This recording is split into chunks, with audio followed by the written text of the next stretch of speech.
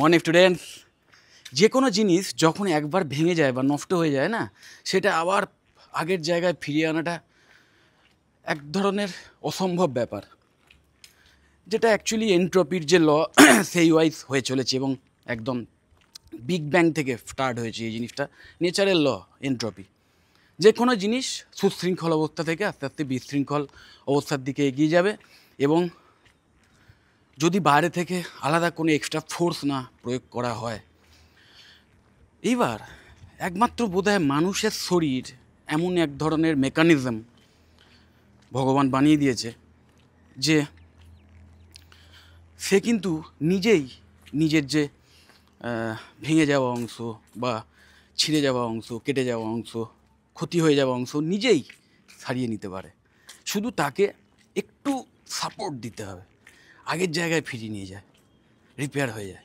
তাই না? ভেবে দেখো, হাড় যখন ভেঙে যায়, যখন কোনো কিছু কাটা ছেঁড়া হয়ে যায়, বাইরে থেকে ওষুধ বা মলম এইগুলো হয়তো দাও বা আমরা দিই, কিন্তু ওইগুলো জাস্ট ঠেকনো বা এক্সট্রা ওর থেকে আরও খারাপ না হয়ে যায়, তার জন্য ব্যাকটেরিয়াল যে ইনফেকশানগুলো না হয় তার সেগুলোকে প্রোটেক্ট করার জন্য হয়তো। কিন্তু আলটিমেট কিন্তু কাজটা করে শরীর। শরীরের ভেতরেই যে বিভিন্ন এনজাইম রয়েছে, শরীরের মধ্যেই যে মেকানিজম রয়েছে, শরীরই কিন্তু সেল জেনারেট করে নেয় এবং পুরনো যে নষ্ট হয়ে যাওয়া সেল সেটাকে রিপেয়ার করে আলটিমেটলি নতুন এবং সুন্দর সেল তৈরি করে নেয়। এবং কন্টিনিউ অ্যাকচুয়ালি এই জিনিস হয়ে চলেছে আমাদের শরীরে। পুরনো সেল বা নষ্ট হয়ে যাওয়া সেল, ড্যামেজ সেল, সেইগুলো নষ্ট হয়ে গিয়ে নতুন সেল তৈরি হয়। কিন্তু আমাদের শুধু একটু সাপোর্ট দিতে হয়।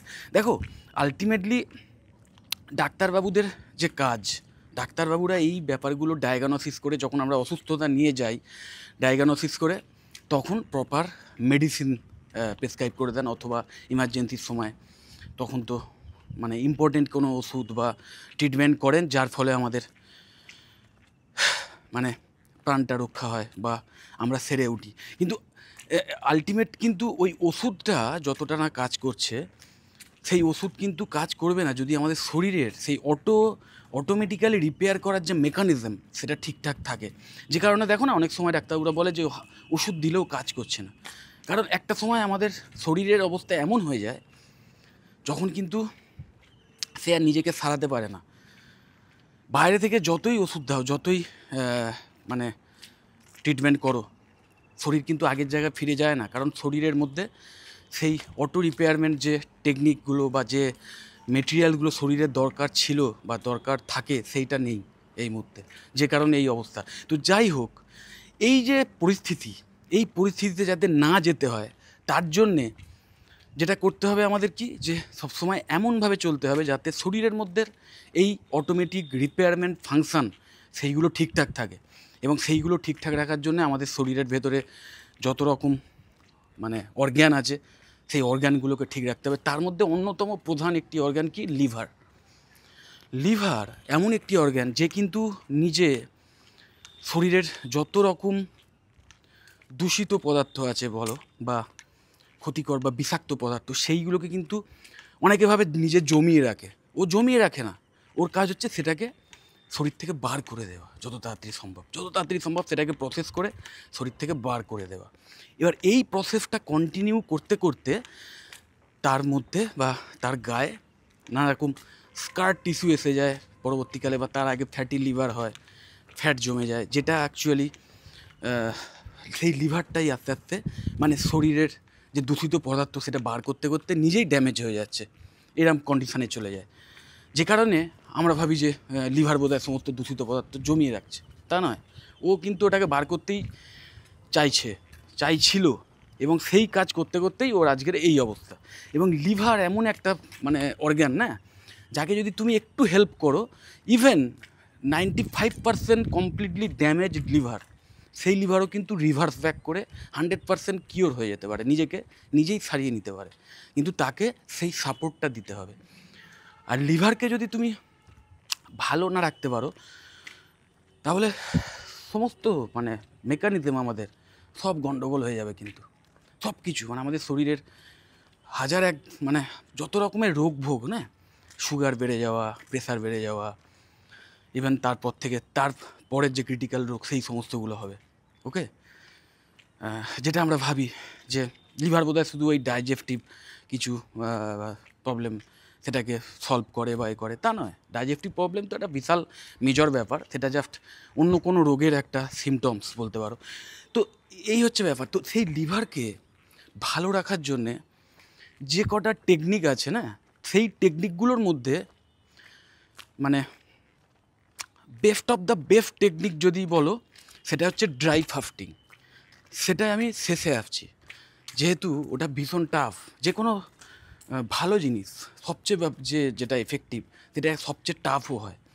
তো তার আগের যে ইজি জিনিস যেগুলো আমরা করতে পারি, যার জন্য লিভার ভালো থাকতে পারে, বিশেষ করে তোমরা যারা স্টুডেন্ট আছো, তোমাদের যদি শরীর না ঠিক থাকে, শরীর না ঠিক থাকলে মন ঠিক থাকবে না, এবং মন যদি ঠিক না থাকে ভালো করে পড়াশুনো করতে পারবে না। ঘন্টার পর ঘন্টা এক মনে পড়াশুনো করার জন্য শরীর সুস্থ রাখার ভীষণ দরকার। তো সেই সুস্থতা রাখার জন্য অবশ্যই লিভারকে ঠিক রাখতে হবে, এবং তার জন্যে যেটা করতে হবে, প্রথম কথা, বাইরের যত রকম তেলালো বা ফাস্ট ফুড জাতীয় খাবার আছে সেগুলো যত সম্ভব কমিয়ে দাও, যত সম্ভব একদম জিরো করে দিতে পারলে ভালো। কিন্তু হ্যাঁ, আমাদের মন আছে, মন মাঝে মাঝে বদমাইশি করে, অনেকের সবসময় করে। যাই হোক, সেই মনকে শান্ত রাখতে একটু মাঝে মাঝে এইসব খেতে হবে, সেটা ঠিক আছে। কিন্তু চেষ্টা করবে যতটা সম্ভব কম রাখার। একবার যদি হ্যাবিটটা হয়ে যায় না, তখন দেখবে আলটিমেটলি তোমার ওই খারাপ বাইরের যে জিনিসগুলো, ওগুলো খেতে ইচ্ছেই করবে না। এটা প্রথম। সেকেন্ড, বাড়ির যে খাবারগুলো খাবে সেইখানে না যতটা সম্ভব রিফাইন্ড কার্ব টাইপের জিনিসগুলো একটু কম খেয়ে, একটু ক্রুসিফেরাস ভেজিটেবলস টাইপের জিনিসগুলো, বিভিন্ন শাক সবজি, বা ধরো আমাদের যত রকম মানে বাঙালিদের যত রকম শাকসবজি আছে, পটল, তারপর ধরো ঢেঁড়স, হ্যাঁ, তারপর ধরো ব্রকলি, এই টাইপের। ব্রকলি যদিও আমাদের এখানে খুব একটা পাওয়া যায় না। তারপর ধরো উচ্ছে, এই টাইপের যে যে যে সবজিগুলো আছে, শাক সবজি যেগুলোকে বলি, ওকে। তো সেইগুলো কিন্তু একটু বেশি করে খাবে। রিফাইন্ড কার্বস মানে নর্মাল যে রাইসের পরিমাণটা একটু কম রাখবে, বিশেষ করে ময়দা জাতীয় জিনিস বা চিনি জাতীয় জিনিস, এইগুলোকে একদম জিরো করে দিতে পারলে ভালো। মানে বাইরের যে জাঙ্ক ফুড যেভাবে এড়িয়ে চলবে, ঠিক সেইভাবে ময়দা এবং চিনিটাকে একদম এড়িয়ে চলো। রাইস খাও মডারেট, শাক সবজি বেশি করে খাও, এবং অবশ্যই গুড কোয়ালিটির প্রোটিন নাও এবং গুড কোয়ালিটির ফ্যাট নাও। গুড কোয়ালিটির ফ্যাটের মধ্যে অবশ্যই আমাদের ঘি পড়ে, পিওর ঘি এটা আছে, এবং অবশ্যই যে মাছের তেল বা আরও যে আমাদের নাটসগুলো আছে না বিভিন্ন, সেই নাটস থেকেও কিন্তু হেলদি ফ্যাট আসে। তো এই ব্যাপারগুলো মানে সোজা কথায় ফুড হ্যাবিটটাকে একটু ভালো করতে হবে, এটা কিন্তু খুব ইম্পর্ট্যান্ট। সেকেন্ড, হ্যাঁ, বাইরের খাবার বন্ধ, ঘরের খাবার দাবার এবং এই সমস্ত খাবার দাবারগুলো রাখতে হবে। তারপরেই যেটা করতে পারো কি, যে যতটা সম্ভব মানে সারাদিনে অন্তত 1 ঘন্টা, সপ্তাহে অন্তত 5 থেকে 6 দিন মানে, এবং সারাদিন অন্তত 1 ঘন্টা একটু এক্সারসাইজ কিন্তু ভীষণ ইম্পর্টেন্ট। যদি এটা করতে পারো তাহলে কিন্তু অবশ্যই মানে শরীরের ব্লাড সার্কুলেশন বাড়বে, এবং তার সাথে সাথে অ্যাকচুয়ালি যখন আমরা এক্সারসাইজ করি তখন আমাদের শরীরের মধ্যে বিভিন্ন ড্যামেজ হয়। বিশেষ করে যদি হাই ইন্টেন্সিটি যে এক্সারসাইজগুলো হয়, বা ধরো যারা জিমে গিয়ে বিভিন্ন ওয়েট তুলছো, মাসেল বিল্ডিংয়ের কাজ এক্সারসাইজগুলো করছো, সেই মাসেল টিয়ার ডাউন যখন হয়ে যায় এবং মাসেল যখন বিল্ড আপ হয় পরে, যখন রেস্টিং পিরিয়ডে, সেই সময় আমাদের শরীরে এই যে হরমোন সেটা রিলিজ হয়, টেস্টোস্টেরন বুস্ট হয়, এবং তার ফলে এই সমস্ত গুড হরমোনগুলো যেহেতু আসে না, তার ফলে শরীরে যে রিপেয়ারমেন্ট প্রসেস এবং রিপেয়ারমেন্ট করার জন্য যে হরমোনগুলো, যেগুলো শরীরকে অটোমেটিক্যালি নিজেকে ছাড়িয়ে নেয়, যেটা বলছিলাম, সেই যে হরমোনগুলো, সেগুলো কিন্তু সবসময় সজাগ থাকে। তার ফলে তোমার ইমিউনিটি পাওয়ার বেড়ে যাবে। তো এই ব্যাপারগুলো যদি বেসিক রুলস, এই কটা জিনিস যদি ফলো করো, তাহলে মোটামুটি ধরে রাখো তোমাদের লিভার কিন্তু সুস্থ থাকবে। এইবার যেটা করতে পারো তারপরে, একটু টাফ, সেটা ইন্টারমিটেন্ট ফাস্টিং কি, যে সারাদিনে অন্তত চেষ্টা করবে যে সকালের দিকে যদি ব্রেকফাস্ট না খেলেও তোমার চলে। অনেক সময় হয় যে আমাদের খিদেও পায় না, কিন্তু তাও হয়তো বাড়িতে বাবা মার কথায় ব্রেকফাস্ট করতে হয়, যদি এরকম হয় তাহলে অবশ্যই চেষ্টা করো ব্রেকফাস্টটাকে স্কিপ করার, বা যতটা সম্ভব ধরো 8টায় যদি খেতে 9টা বা 8টু পিছিয়ে দিয়ে 10টা এইভাবে পিছিয়ে দিতে পারো করে। মানে সোজা কথায় ইন্টারমিডিয়েন্ট ফাস্টিংয়ের যে কনসেপ্টটা, যে মিনিমাম সারাদিনে 16 আওয়ার্স একটা ফাস্টিং, শুনলে বিশাল মনে হলো যে বাবা 16 ঘন্টা না খেয়ে শুধু খেতে পারবে কি জল আর ব্ল্যাক কফি বা ব্ল্যাক টি, এই টাইপের যেগুলো কোনো সুগার বা কোনো ক্যালোরি নেই সোজা কথা, এই টাইপের জিনিসগুলো খেতে পারবে ফাস্টিং পিরিয়ডে। আর ইটিং উইন্ডোতে মানে 8 আওয়ার্স, সেই ইটিং উইন্ডোতে তুমি মোটামুটি সব কিছুই খেতে পারো, কিন্তু অবশ্যই বাইরের খাবার দাবারগুলো অ্যাভয়েড করাই ভালো, ঘরের খাবার খাও। এই ব্যাপারটা যদি করতে পারো 16 আওয়ার্স, এবং 16 আওয়ার্স করাটা খুব ইজি, কারণ 8 ঘন্টা মোটামুটি আমাদের ঘুমিয়েই কেটে যায়। তো সেই ঘুমের সঙ্গে ঘুম থেকে উঠে বা ঘুমের আগে আরও 8 ঘন্টা জুড়ে দিতে হবে তোমাকে। এবার কোনটা তোমার পক্ষে ইজি হবে, তোমার ঘুমের আগে মানে আগের দিন সন্ধ্যে থেকে খাওয়া বন্ধ করে দেওয়াটা তোমার কাছে ইজি হবে, নাকি ঘুম থেকে উঠে আরও 8 ঘন্টা তুমি খাবে না সেটা ইজি হবে, সেটা তুমি ডিসাইড করবে, এটা খুব একটা ম্যাটার করে না। এবং এটা হুট করে একদিনে তুমি যদি না করতে পারো, আস্তে আস্তে ধরো ওটাকে 1 ঘন্টা 2 ঘন্টা 3 ঘন্টা এই করে করে 8 আওয়ার্স নিয়ে যেতে পারো। খুব ইজি, এটা এমন কিছু বিশাল ব্যাপার নয়, এটা খুব ইজি। আস্তে আস্তে যখন হ্যাবিট হয়ে যাবে না, তখন দেখবে ওটাই তোমার কাছে নর্মস হয়ে গেছে। এবং এই ইন্টারমিডিয়েন্ট ফাস্টিং যদি তুমি রেগুলার করতে পারো, তাহলে যেমন তোমার লিভার তো সুস্থ হবেই, এবং লিভার যেহেতু সুস্থ থাকবে, তার ফলে অন্যান্য অর্গানগুলো ওই সময় একটু রিলিফ পাবে। এবং তার ফলে হবে কি, আমাদের শরীরে যখনই কোনো খাবার ঢোকে, যখন সঙ্গে সঙ্গে ইনসুলিন স্পাইক করে, যে কোনো খাবার একমাত্র ফ্যাটি ফুড ছাড়া মোটামুটি যত রকম প্রোটিন আছে, কার্বোহাইড্রেট আছে, বা অন্যান্য শাকসবজি টাইপের জিনিস আছে, শাকসবজিতে একটু কম থাকে মানে যেহেতু ফাইবার। তো এই মোট কথা খাবার ঢুকলেই, পিওর ফ্যাট ছাড়া খাবার ঢুকলেই কিন্তু আমাদের শরীরে ইনসুলিন স্পাইক করে, এবং ইনসুলিন স্পাইক করে যাতে সেই খাবার থেকে পুষ্টিরস কোষের মধ্যে আসতে পারে তার জন্য।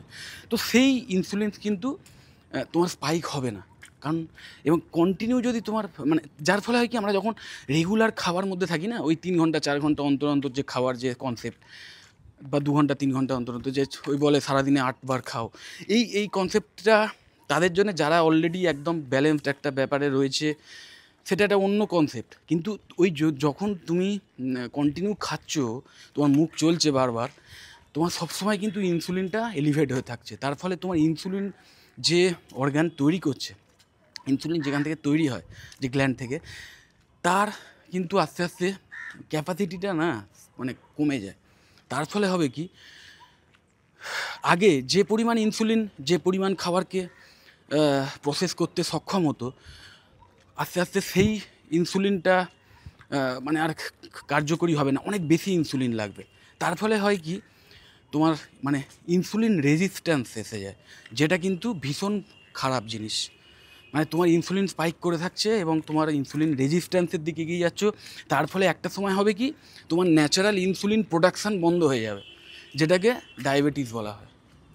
যে কোনো খাবার খেলে তোমাকে ইনসুলিনের ইঞ্জেকশান নিতে হবে, বা বিভিন্ন মেডিসিনের সাহায্য নিতে হবে।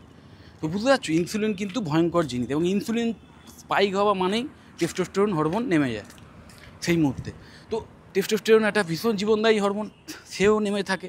তো এই যে তুমি ইন্টারমিডিয়েন্ট ফাস্টিং করছো, তার ফলে হচ্ছে কি, একটা লং পিরিয়ড অফ টাইম তোমার শরীরে ইনসুলিনটা লো থাকছে, যার ফলে ইনসুলিন ক্রিয়েট করার যে গ্ল্যান্ড, সে কিন্তু রিল্যাক্স হচ্ছে, যেটা কিন্তু মানে tonnes of benefit, physical mental benefit আস্তে আস্তে তুমি পাবে। তার মধ্যে অন্যতম হচ্ছে তোমার শরীরের যত রকম অটোমেটিক রিপেয়ারমেন্ট, সেইগুলো কিন্তু হয়ে যাবে, ইমিউনিটি পাওয়ার বুস্ট হবে। ওকে, তোমার ব্রেন ফাংশান অনেক বেশি মানে পাওয়ারফুল হয়ে যাবে, মেমোরি শার্প হয়ে যাবে, এগুলো আস্তে আস্তে হবে। এবং বাই প্রোডাক্ট হিসেবে অবশ্যই, যেটা হয়তো তোমরা অনেকে বলবে এটাই আমার কাছে তো মেন কাঙ্ক্ষিত বিষয়, সেটা হচ্ছে তোমার শরীরের যে এক্সট্রা ফ্যাট, সেইটা আস্তে আস্তে ঝরা শুরু করবে। তো এই সমস্ত ব্যাপারগুলো কিন্তু ইন্টারমিডিয়েন্ট ফাস্টিং করলে পাওয়া যায়। ওকে, তো ইন্টারমিডিয়েন্ট ফাস্টিং তো অবশ্যই তাহলে রাখতে পারো, এমন কিছু টাফ নয়। এইবার সবচেয়ে যেটা এফেক্টফুল কিন্তু টাফেস্ট, সেইটা হচ্ছে যেটা প্রথমেই বলেছিলাম ড্রাই ফাস্টিং, নাম শুনেই বুঝতে পারছো ওটা ইন্টারমিডিয়েন্ট ফাস্টিং ছিল, যেখানে তুমি অন্তত ফাস্টিং পিরিয়ডে জলটা খেতে পারতে বা কোনো একটা লিকুইড পদার্থ খেতে পারতে। কিন্তু এইটা কাইন্ড অফ, যারা মুসলিম তোমরা নিশ্চয়ই জানো, বা আমাদের হিন্দু শাস্ত্রেও আছে নির্জলা উপোস। এই জিনিসটা না অ্যাকচুয়ালি আমাদের অ্যানসেস্টাররা সমস্ত ধর্মেই, মোরালের সমস্ত ধর্মেই এই সমস্ত উপবাসের বা উপোসের বিভিন্ন কনসেপ্ট রয়েছে, যেটাকে আমরা এখন মডার্ন লাইফে কিছুদিন আগে অবধিও হেসে উড়িয়ে দিতাম এবং ওটাকে অবজ্ঞা করতাম, যেহেতু সব মানে কুসংস্কার অমুক তমুক।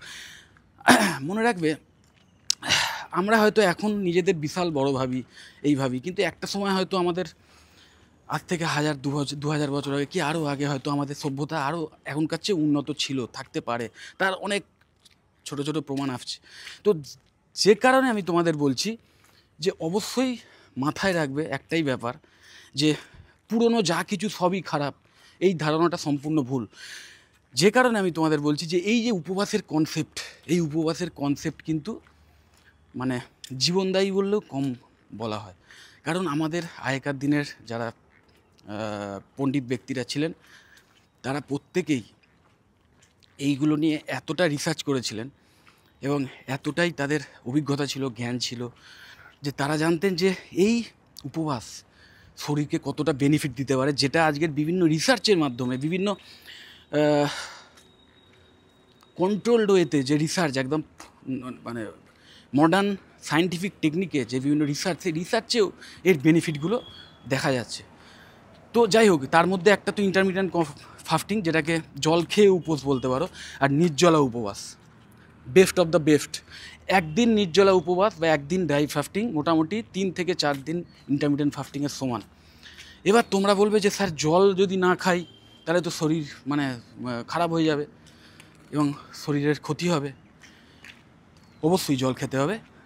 জল তো আমাদের, যেহেতু আমাদের শরীরের তোমরা নিশ্চয়ই জানো প্রায় 70% নাকি জল দিয়েই তৈরি, তো জল তো লাগবেই। কিন্তু গল্পটা হচ্ছে আমাদের শরীর এত ইন্টেলিজেন্ট না, যখনই তুমি জল খাবে না একটা নির্দিষ্ট পিরিয়ড অফ টাইম, তুমি তো দিনের পর দিন, মাসের পর মাস জল না খেয়ে থাকবে সেটা নয়। তুমি নির্জলা উপবাসে থাকবে, ওই যে কনসেপ্ট রয়েছে যে মোটামুটি সারাদিনে 12 ঘন্টা, যে 16 ঘন্টা তুমি ইন্টারমিডিয়েন্ট ফাস্টিং করছিলে, মানে যখন করছিলে, তো সেটা যদি হয় 16 ঘন্টা করো, 16 ঘন্টা জল না খেয়ে থাকতে হবে। এবার প্রথমেই যদি তুমি এইগুলো স্টার্ট করে দাও যে 16 ঘন্টা না জল খেয়ে থাকা, তাহলে তোমার প্রবলেম হবে, প্রচণ্ড কষ্ট হবে হয়তো। আমি বলবো ওই জন্য প্রথমে ইন্টারমিডিয়েন্ট ফাস্টিং করো, ইন্টারমিডিয়েন্ট ফাস্টিংটা যখন ইজি হয়ে যাবে তারপর ড্রাই ফাস্টিং করো। এবং ড্রাই ফাস্টিং করার সময় যে জল, সেই জল যখন খাবে না, তখন তোমার শরীরের মধ্যে যে স্টোরড ফ্যাট আছে না, সেই ফ্যাট থেকেই কিন্তু শরীর জল বানিয়ে নেবে এবং সেটা purest form of water, purest form. মনে রাখবে আমাদের যে ফ্যাট সেল থাকে, যে ফ্যাট স্টোর হয়ে থাকে, তার মধ্যে প্রচুর অশুদ্ধি থাকে, প্রচুর টক্সিনস থাকে, যেগুলো কিন্তু পরবর্তীকালে অনেক ক্ষতি করতে পারে। ফ্যাট যে দেখতে শুধু খারাপ লাগে তা নয়, তার সঙ্গে ফ্যাটের মধ্যে প্রচুর মানে টক্সিক ম্যাটেরিয়াল থাকে, সেইগুলো কিন্তু ট্যাব হয়, সেই ফ্যাট গলা শুরু করে, গলে সেখান থেকে শরীর জল তৈরি করে। এবং শুধু তাই নয়, অটোফাজি যেটা কন্টিনিউ আমাদের শরীরে হয়ে চলে, বিশেষ করে ঘুমের সময়, সেই জিনিসটা তোমার অনেক বেড়ে যায়। এবং অটোফাজি কি, যে শরীরের মধ্যে তোমার যে গুড সেল, সেই গুড সেলগুলো খারাপ সেলকে খেয়ে বাঁচবে। তোমার যে ড্যামেজ সেলগুলো রয়েছে না, তুমি তো মানে একটা নির্দিষ্ট পিরিয়ড অফ টাইম 12 ঘন্টা কি 16 ঘন্টা, অনেকে একদিনও করে, সেগুলো অনেক অ্যাডভান্স লেভেলে। যাই হোক, তুমি বেসিক লেভেলেই করো ড্রাই ফাস্টিং, 12 ঘন্টা থেকে 16 ঘন্টা করো। সেই ড্রাই ফাস্টিং যদি তুমি, যখন তুমি করছো, তখন তোমার শরীরে কোনো খাবার ঢুকছে না, শরীরে ইভেন জলও ঢুকছে না। তার ফলে শরীর একটা প্রোটেক্টিভ সিচুয়েশানে চলে যাবে। এবং শুধু তাই নয়, সে এক ধরনের লড়াই শুরু করবে নিজেকে বাঁচানোর জন্যে। এবং শরীরের মধ্যে যত রকম প্রোটেক্টিভ মেকানিজম আছে সেগুলো অ্যাক্টিভ হয়ে যাবে। এবং তখন ওই যে সেলগুলো অলরেডি ক্ষতিগ্রস্ত বা ক্ষতি করছে শরীরের হয়তো, সেই সেলগুলো আস্তে আস্তে উইক হয়ে পড়বে, কারণ তারা কিন্তু বেঁচে থাকে এই কার্বস খেয়ে, বিভিন্ন আমরা যে কার্বোহাইড্রেট খাই সেইগুলো খেয়ে ক্ষতিকর সেল, বিশেষ করে ক্যান্সারিক সেল, সেইগুলো বেঁচে থাকে। তো তারা উইক হয়ে যাবে, কিন্তু গুড সেল তোমাদের যেগুলো সেইগুলো কিন্তু অ্যাক্টিভ হয়ে যাবে, অনেক বেশি পাওয়ারফুল হয়, এবং তারা তখন ওই ক্ষতিকর সেলগুলোকে খেয়ে নেবে, সেগুলোকে নষ্ট করে দেবে, দিয়ে সেইগুলো খেয়ে ওরা পুষ্টি নেবে আর কি। ভাবো কতটা ভালো জিনিস।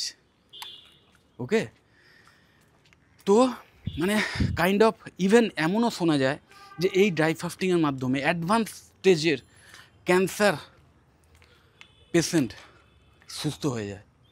সেইগুলো অনেক মানে অ্যাডভান্স লেভেলের ব্যাপার।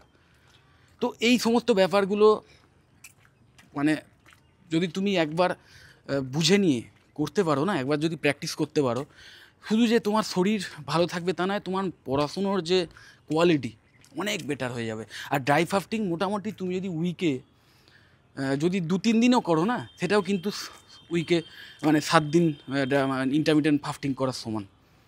তো যেটা এই যে ব্যাপারগুলো বললাম তার মধ্যে লাস্টের দুটো মানে ইন্টারমিডিয়েন্ট ফাস্টিং বা ড্রাই ফাস্টিং, এই দুটো যদি তোমাদের ভীষণ টাফ মনে হয় বা ভীষণ বাড়াবাড়ি বলে মনে হয় তাহলে করো না, আগেরগুলো করো। ওকে, কিন্তু যদি এই দুটো অ্যাড করতে পারো তাহলে কিন্তু অনেক অ্যাডেড বেনিফিট পাবে। আর একটা কথা যেটা হচ্ছে ঘুমটাও কিন্তু খুব ইম্পর্টেন্ট। 7 ঘন্টা কি 8 ঘন্টা ঘুমোচ্ছ, তার চেয়েও বড় ইম্পর্টেন্ট জিনিস হচ্ছে যে সেই ঘুমের কোয়ালিটিটা, যে কোয়ালিটি অফ স্লিপ সেটা কেমন হচ্ছে, ভীষণ ইম্পর্টেন্ট কিন্তু। ওকে, অনেকে দেখা যায় 5 ঘন্টা ঘুমিয়েই কিন্তু একদম সুপার চার্জড হয়ে যায় এবং ঘুম থেকে উঠেই দারুণ কাজকর্ম করে। হয়তো যে 7 ঘন্টা 8 ঘন্টা ঘুমোচ্ছে সে যতটা না অ্যাক্টিভ, তার চেয়ে যে মাত্র 4-5 ঘন্টা ঘুমোচ্ছে সে আরও বেশি অ্যাক্টিভ, এরম দেখা যায়। কারণ তাদের সেই 4-5 ঘন্টা ঘুমটা ভীষণ সাউন্ড, ভীষণ কোয়ালিটি স্লিপ। কারণ তার অন্য যে লাইফস্টাইল, তোমার ঘুমের কোয়ালিটি কতটা ভালো হবে সেটা নির্ভর করবে অ্যাকচুয়ালি তুমি সারাদিনে কী কাজ করেছো তার ওপর, এবং ঘুমের আগে তুমি কি করছো কিছুক্ষণ 1 ঘন্টা 2 ঘন্টা সেটার ওপর। দেখা গেছে যাদের ভালো কোয়ালিটির স্লিপ হয় তারা কিন্তু খুব একটা মোবাইল অ্যাডিক্ট হয় না, এবং তাদের নেশা বা অন্যান্য বদ অভ্যেস বা বাইরের জাঙ্ক ফুড খাওয়ার অভ্যাস এইগুলো কিন্তু থাকে না। এইগুলো কিন্তু আমাদের স্লিপের গণ্ডগোল করে দেয়। তো তোমার ঘুমের যে কোয়ালিটি সেটা বাড়ানোর জন্যে কী কী করা উচিত সেইগুলো অবশ্যই খেয়াল রাখো। ঘুম কম হলেও কোনো অসুবিধা নেই। অ্যাজ এ স্টুডেন্টদের যারা ভালো, প্রচুর পড়তে হয়, প্রচুর পড়াশোনা করতে হয়, প্রচুর নলেজ নিতে হয়, প্রচুর জিনিস মুখস্থ করতে হয়, প্রচুর জিনিস উপলব্ধি করতে হয়। তো 8 ঘন্টা ঘুম হয়তো, ঘুমের সময় হয়তো অনেক স্টুডিয়াস ছাত্ররাই পায় না, ছাত্রছাত্রীরা পায় না। তো দরকারও নেই সেটার, কিন্তু তার জন্য কিন্তু তোমার লাইফস্টাইলগুলোকে অ্যাডাপ্ট করতে হবে। এবং এই যে আমি তোমাদের বললাম ইন্টারমিডিয়েন্ট ফাস্টিং বা ড্রাই ফাস্টিং, এই ব্যাপারগুলো কিন্তু তোমার এই যে স্লিপের যে কোয়ালিটি অফ স্লিপ সেটাও কিন্তু বাড়িয়ে দেবে।